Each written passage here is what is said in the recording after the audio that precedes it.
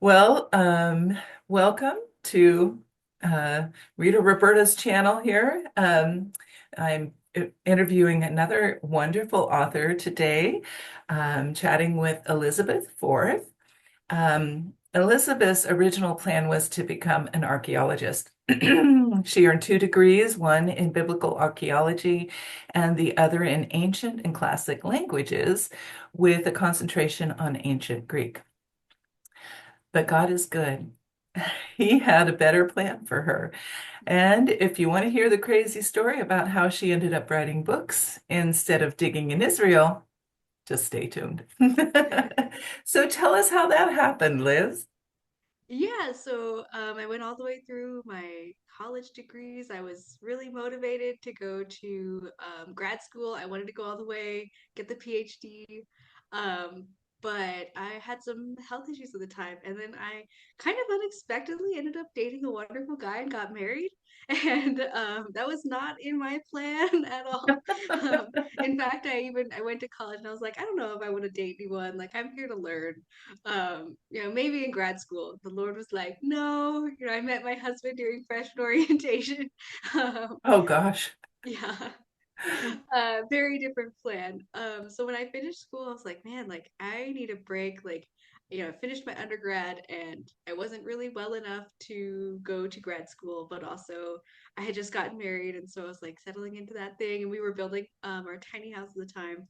And so I turned back to an old hobby of mine, writing books. And I was like, you know what? Like, I really felt like a kind of a call to writing, especially that last semester. I was like, maybe I can make this work. So I dug through some of my work that I had done in high school and college and started working on books. It actually wasn't until probably 2 years later that I started the draft for Slaying the Loom, which is now my book that has been published, and I love it very much. Yeah, me too. Yeah. Oh, well, that's so like life, right? We have a plan and then life happens and God redirects our steps, but he always has a good plan for us. Yeah, I think that it's such a reminder to me, or even just like, a remembering place, like those, stones they put in the Old Testament, that like God knew me better than I knew myself. Like he knew that I was not made for academia, that I was not like, made to like have these high stress jobs, working or, that sort of thing, but that like I was really made to write books. And I could not be happier with the way things have turned out. Grad school would be awesome someday just to like learn, but I'm very content writing books. Yeah. Well, that's wonderful. And so tell us about your books because you Yeah, have so more than one. I do. I have more than one. I have one full book out of a trilogy, and I have two novellas. So I write fantasy romances that are faith inspired, um, and they don't have like, I guess like the Instagram term is like no spice, or like clean.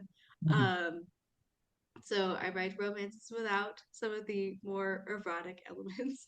I don't write erotica. And then my novellas are cozy romances. So they're cozy fantasy romances. And there should be four of those novellas when they're done. I've actually written all four. I'm just in the process of editing the other two. And they're kind of like seasonally inspired. um, so it's kind of my way of celebrating the changing of the seasons with a cute romance story, and I have a great time with them. They've been like my break from working Mhm. on the main book because working on a big series can be um, a lot. So sometimes creatively, I need a little breathing room, you know. Right. Yeah, it is a lot, between now, okay, I want to talk a little bit more about Slaying the Loom though, Oh because yes, yeah, you have published this a little bit differently than the typical path to publishing. yeah, Tell us yeah, about that. yeah. Which I was super thankful when I found you to work with you because you were able to like kind of adapt, to like Mhm. my odd like publishing ideas. But I was really inspired by Brittany Wang and her book On Wings of Ash and Dust. which she published in 6 episodes before publishing like the full book. I am a very particular writer. I write slow. Not in that the actual writing is slow, but I edit slowly because I really want the book to be excellent when I'm done with it. And to try and mitigate like having years between releases, I found Brittany, and she has a wonderful course with she takes authors through. Um, Really fun too. She's has a wonderful, sweet personality. Um, and I found that publishing through episodes was something that I was interested in just because I wanted to like lessen that time between book releases. But then as I stepped into like editing and working on the book, I found that being able to contain my book into the 4 parts really helped not only the book to read better because it has so much better pacing, like each part is like self-contained, but in a very like exciting sort of way. Like there's more cliffhangers throughout the book, and I think there would have been that sagging middle in it if I hadn't like done it this way. But it's also like a chunky book, and so being able to like have that accomplishment of I finished another part of the book, I Yeah. think really helped me to actually get it published. So the book is quite large, certainly larger than what traditional publishers would do. Um, Especially for a debut novel. Mhm. But I wrote the first draft like 2.5 years ago, and it's now out, which I think is kind of crazy considering how big the book is. It also, just as like a side note, was really great for my beta readers and my critique partner because being able to like give their feedback within the chunk of just an episode Right. um, was like much easier for people to fit into their schedule and their time, and also helped me a lot in the organization of feedback and stuff. Yeah, because I mean, all total, it is quite large, when you compile all of the 4 episodes into one. So I could see how that would be the case, especially for that, preliminary piece of the beta reading. So yeah, good Yeah, choice. yeah. And so, what, now you touched a little bit on, what prompted you to write your books in terms of, you were dealing with some health issues and had to just make a detour or a redirect your Mhm. energy in what you were doing and with your life. And so, um, but what was the that internal prompting. Yeah, I mean, I do think it was from God. Like, I think it was like an internal calling of like, this is the mission field that I have for you. Mhm. I do feel like God was calling me as this to this is like my way of doing ministry. I feel really deeply about like young women in that like kind of teenage to like early 20s kind of um time frame because that's just such a time of like upheaval and change for a lot of people. Yeah. Um, I also yeah, like I had experienced so much over years of having chronic health issues. My faith had changed a lot. And had really like I had gone through some really hard times with faith and like working through things with God.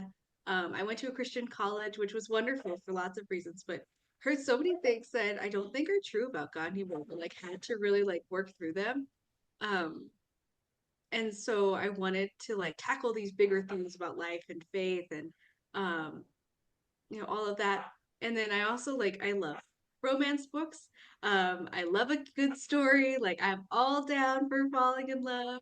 But I found that as a reader was like finally coming out of college and able to like read books for fun again because my degrees are like so intense. I basically stopped reading while I was in college. Mhm. I think so that had to do with like I was just reading all the time too, like in my language stuff, in my archaeology things, like I was reading. And so when I was like not working, I was like, I want to do something else. Hence my great love for Stardew Valley, the video game.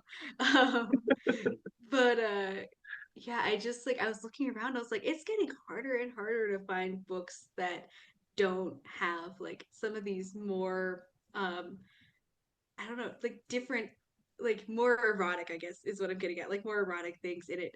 I didn't. want that. I don't think that's like God honoring. I do think that there are ways that you could do it in a way that's God honoring, because I don't think that as a Christian writer, there's anything that's necessarily off the table. Um, Mhm, because, mhm. you know, God doesn't put things off the table Yeah. in life. And so Mhm, I think there's a way mm. to approach all things with a Christian lens. But that's not for me. I don't write any of that. I don't read it because I don't find it uplifting to myself and my marriage. Yeah. Um, and so I don't think that it's appropriate for young people. For sure, that's another thing that I've seen more and more erotica like creeping into YA, and I'm like, why is this happening? Yeah. It's Yeah. young adults. Um, Hmm. they don't need to be like reading all of these things. Like, please keep it in the adult section. Um, Exactly.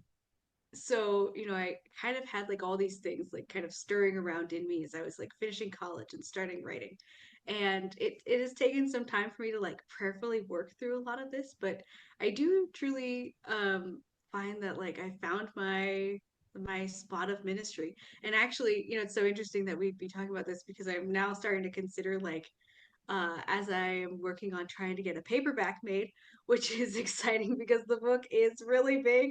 My little free program I was using to format the ebooks is like not working anymore, Oh no. um, which is fair. It's free, so like that's not its job.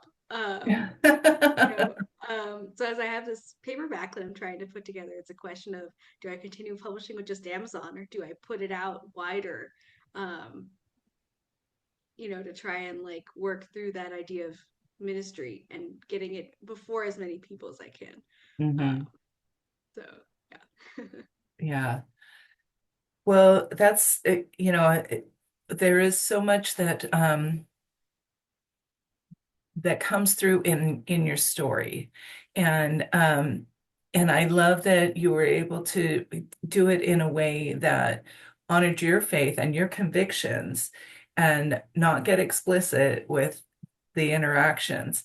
Sure. Um, I mean, and really, I feel like this, I'm so glad that you're going with the trilogy because you've just scratched the surface of this relationship. Oh yeah, And totally. so there's more to come. So Yeah, it's kind of a slow burn. I wasn't sure like, where it was gonna work out, but I really felt like there's like so much growth that needs to happen for both of the characters before we can get like deeper into the relationship, that the first book is really kind of like we like step in and then very quickly step out. It's like, okay.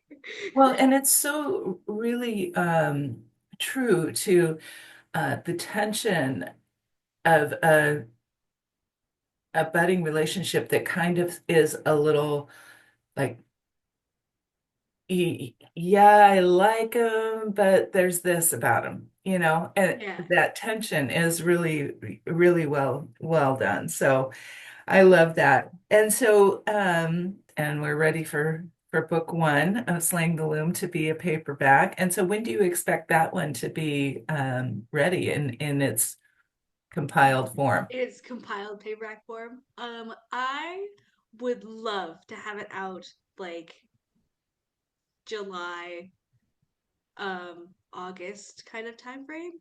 Um, but I just got wonderful character art from the same artist who did the cover. Okay. I commissioned her to do character art of all four main characters. And I was Oh, like thinking through like what I was gonna do. And then a wonderful friend of mine suggested that I like use the character art as chapter headers to indicate like which ones are Aloya and Asen. And so if I end up doing that, again, it's like a program thing. We gotta like go through it. But I do really want to make a wonderful paperback. So hopefully this summer. And then hopefully sometime next year, the second book will come out. I have an excellent draft that I'm working through right now, which I'm very excited about.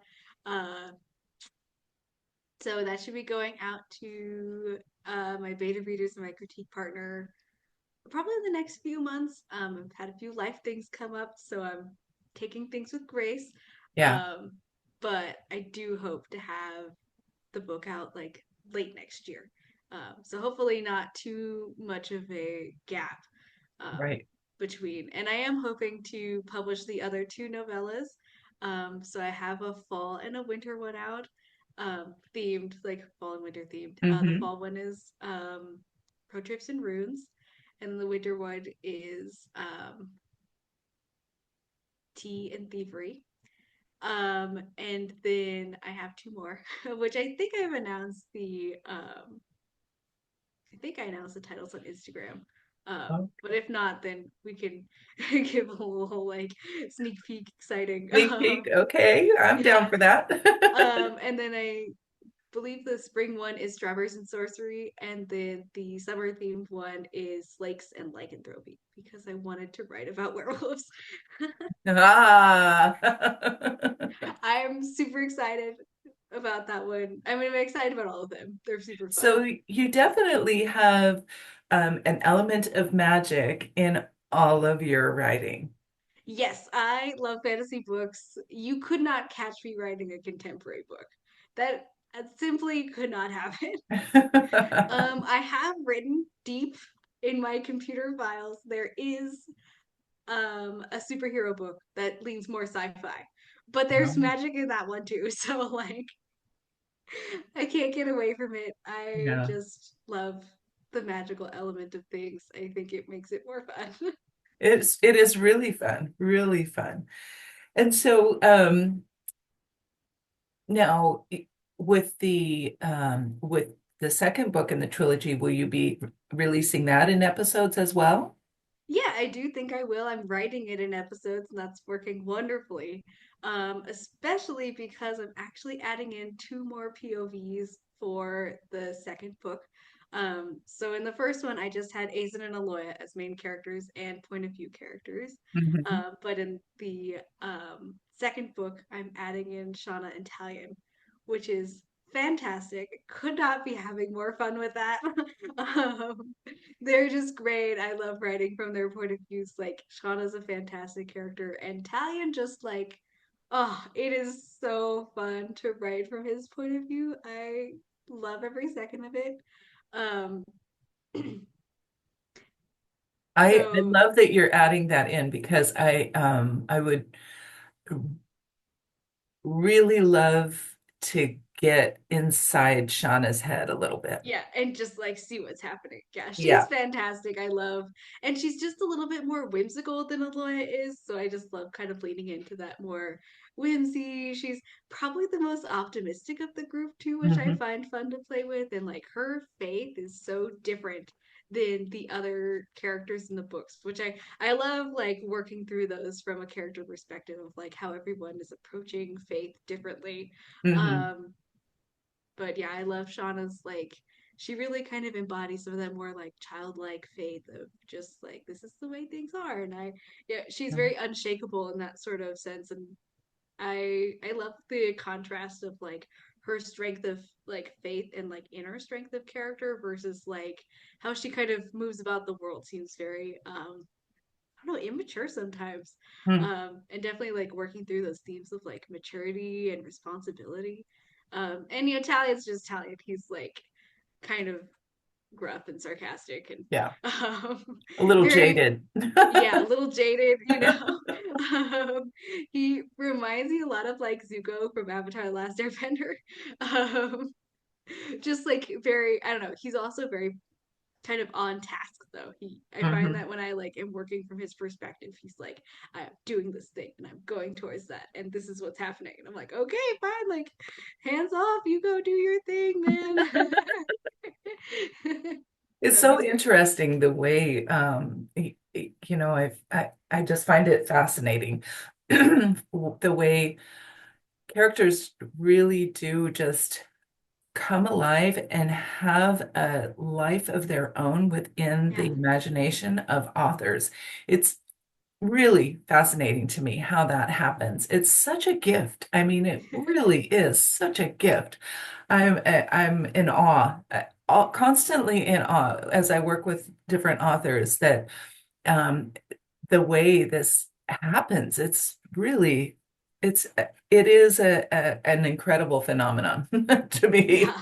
But it's really funny too, when I'm like, okay, I have a plan. Then I start working, I'm like, wow, this character is like not cooperating with like the plan. And when I was like younger, reading things on the internet, like people would say that, and I'm like, that can't be true. They don't exist. They're not real people.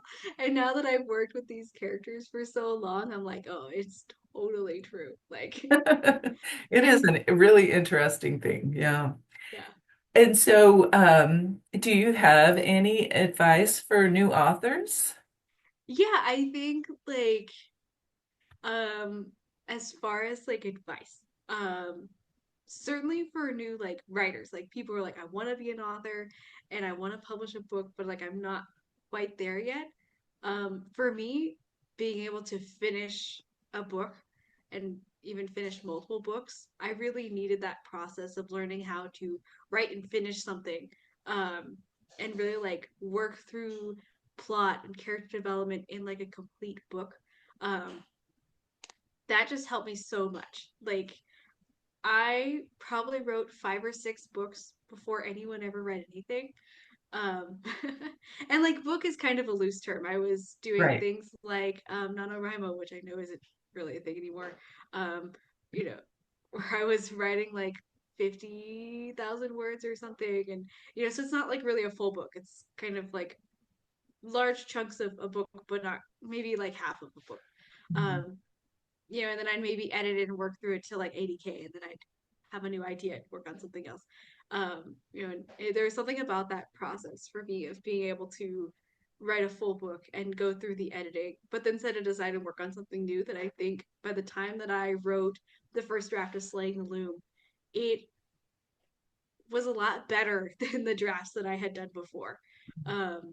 There are um, a number of things from that first draft that actually made it all the way through the book. There were also a number of things that didn't make it all the way through the book. But Yeah, that of original course. concept and the idea and a lot of like the main plot points really survived. And I think that's because I spent so long writing before I like got to the actual book that I've published. And for a while, I wasn't even sure if this was the first book I was going to publish. I was working on a number of them. I have a couple other series that I'd love to do. I have a few standalones that I wrote. For a while I was like, man, maybe I should do traditional publishing. So I wrote a standalone fantasy book. And then as far as like new authors who are like, okay, I've written this book, I've put it out in the world, it's been published through Amazon or whatever.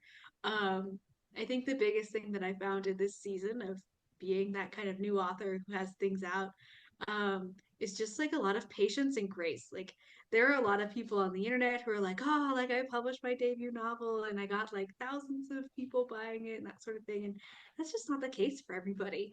For a lot of people, it takes a long time to build up this business. Yeah.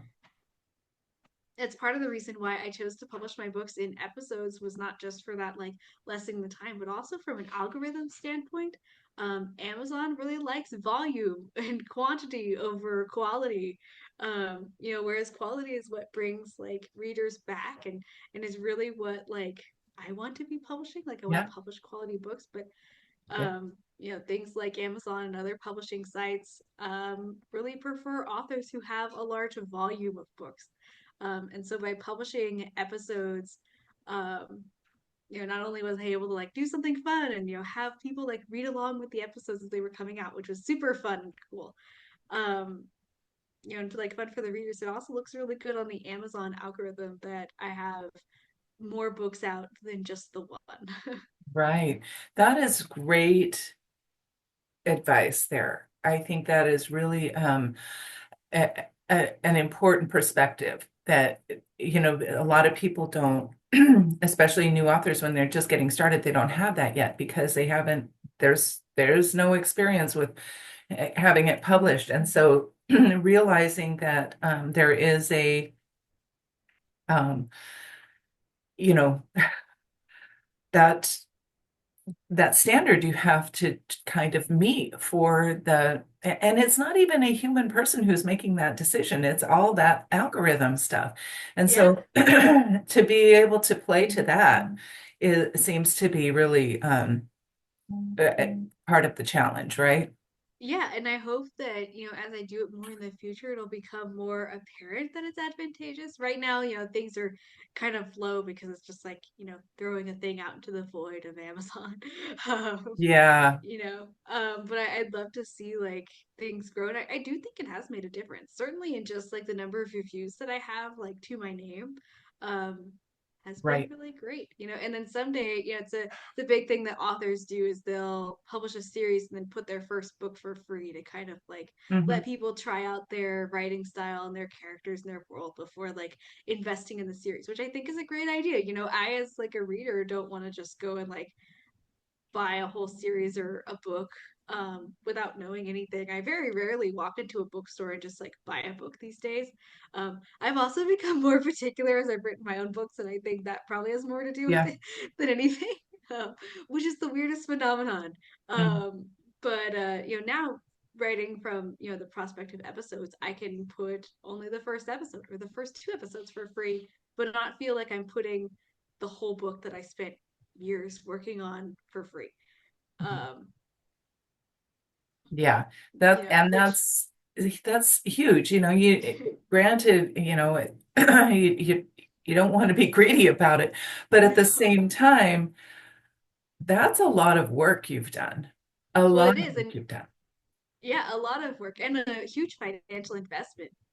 Just from like getting all the work done on it. So, editing services were essential. That was something I was not gonna skip on. Hence, reading you, I was like, I will find ways to do other things as cheaply as possible because my husband and I are not newlyweds anymore, but we're early in our marriage and in our financial journey. And, we want to Yeah. do this in a very practical way and not just kind of like, there are people who go into debt over these things. And we were like, man, that is not going to be us. Like, we don't want to, get out some credit card and start charging things that we don't have money for.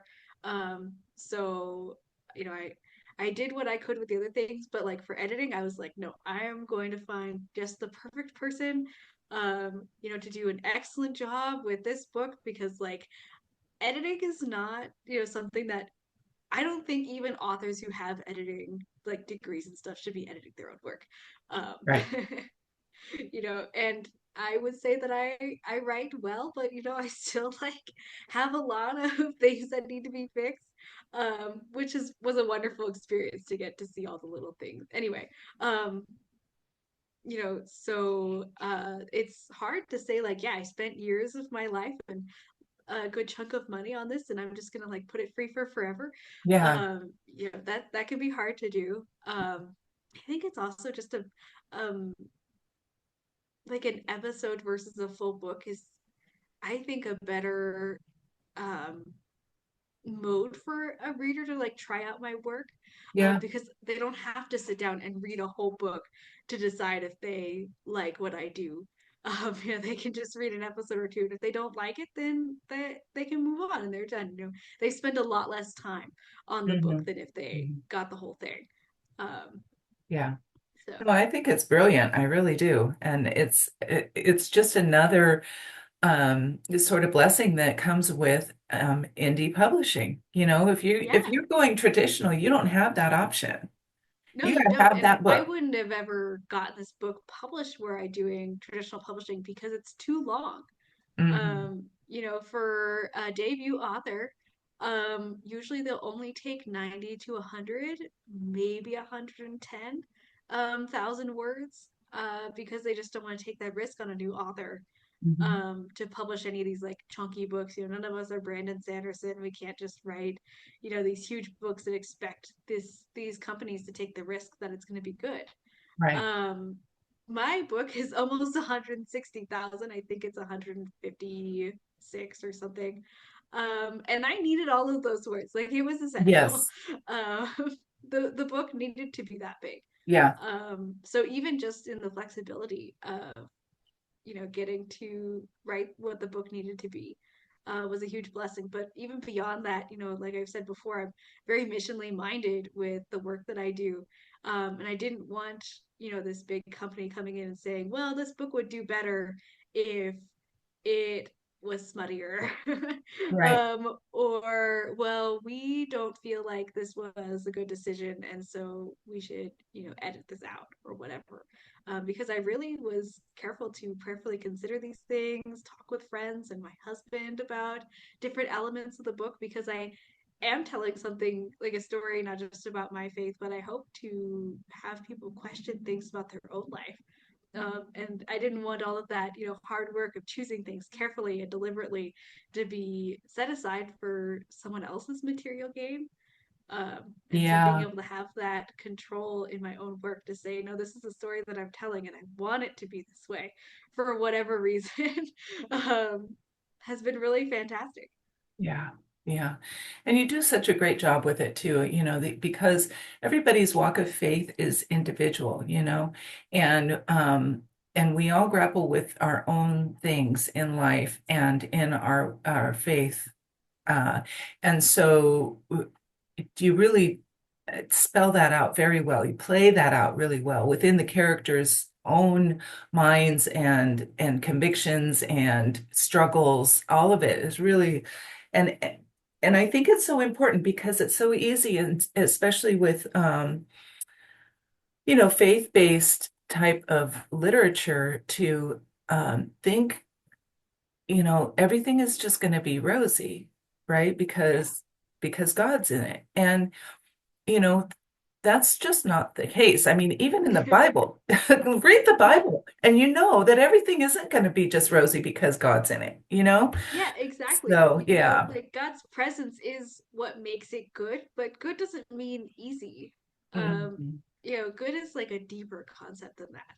For sure. And it's part of my own personal history, but like growing up, my both sets of my grandmothers, so on either side, they live in the same town and we'd go visit them. And it was a wonderful way to grow up. But they were both really into those kind of cheesy Christian novels, whether it was a Christian romance novel or a mystery or whatever.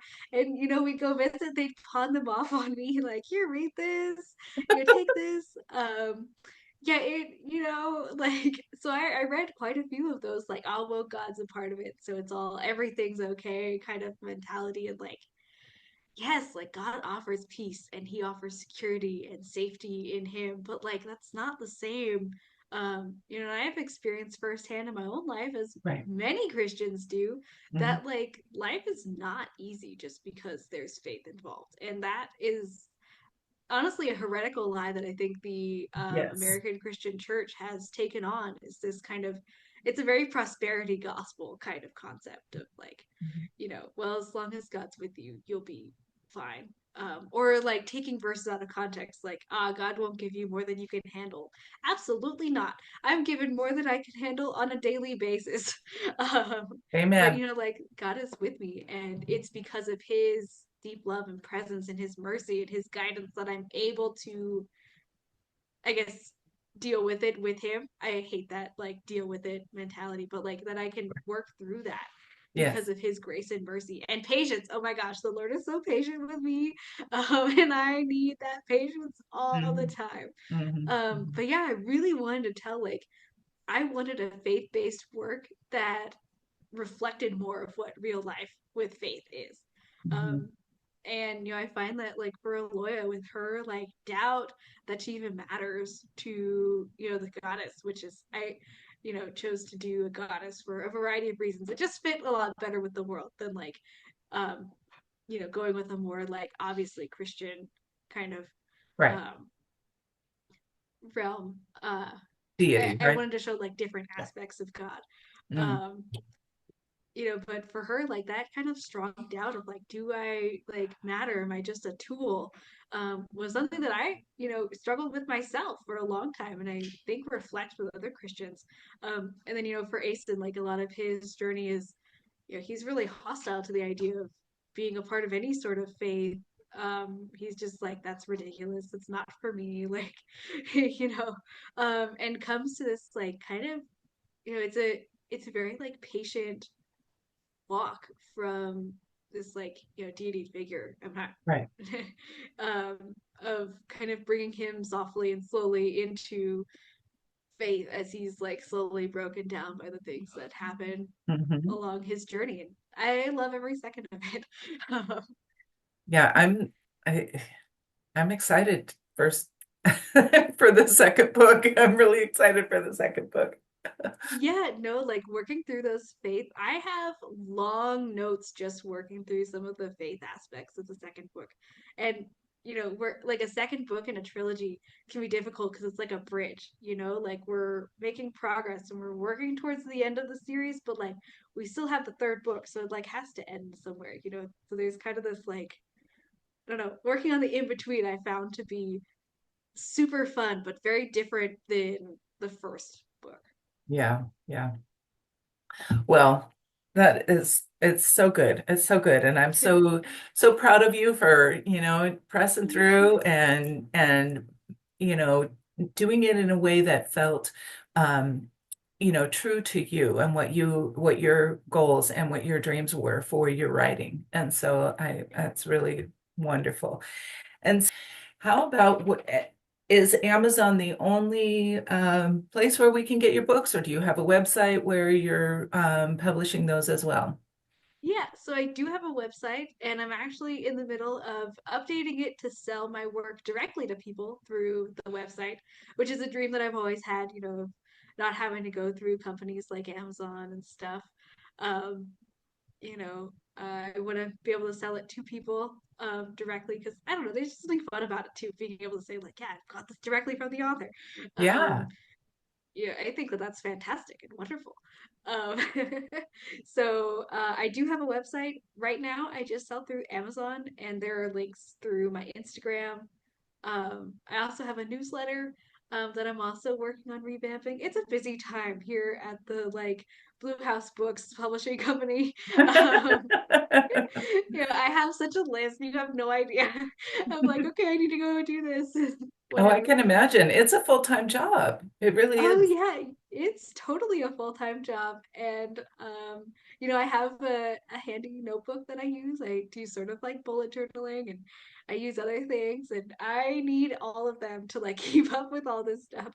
Um and I put a lot of this on hold like while I was finishing up publishing the book because it's like more important to me to get the book out. But now the time has come. Future me is here and it's time to work through the website. So Yeah. yeah, my books right now are exclusively through Amazon. They're in KDP. They won't be for an indefinite amount of time. I can't say exactly when I'm taking them off of KU, but they are on KU for now on Kindle Unlimited. Um, Yeah. so yeah. And so even the novellas you don't have published as paperbacks yet? No, I'm planning on once I have the other two, publishing them as a set, so all four in one paperback, which I'm super excited about. I think it'll be adorable. um, That's a and great idea. yeah, I'm excited about it. Like I said, I think it'll be really cute, and I hope it's something that I wanted. When like the weather starts to turn, a cute, like fun story that I could turn to and just kind of revel in the new season. And so I hope that's what it becomes for readers too. Is it's like, oh, the leaves are changing, and I just want to read about a cute road trip Yeah, yeah. through the fall foliage. So yeah, that will be coming out soon. I'm probably going to finish the novellas too, but if I whatever I decide to do as far as just publishing through Amazon or going wide with Slaying the Loom, I will probably do with the novellas as well. But yeah, all four episodes are in Kindle Unlimited and they're on Amazon. I'm sure Amazon has bundled all four episodes too, because they do that like automatically where you can buy all four of them. So if you wanted to buy them individually, they're there. But hopefully in the coming months, I'll have a paperback, and I'm so excited. Um, Oh, it's wonderful. That I is just want to wonderful. hold it in my hands and be like, "Look, I have made this thing." Yeah, yeah, yeah. It's a huge accomplishment, huge, especially as you say, with it being the size that it is. So that's really Yeah, wonderful. it's a little chunky. I'm excited to see what the paperback looks like. Yeah. Well, So if you're like looking to DM me or something, Instagram's the place to go. okay. All right. Well, I'll put that in the notes, and it's author Elizabeth Forth, right? Yes, yes, it is. All right.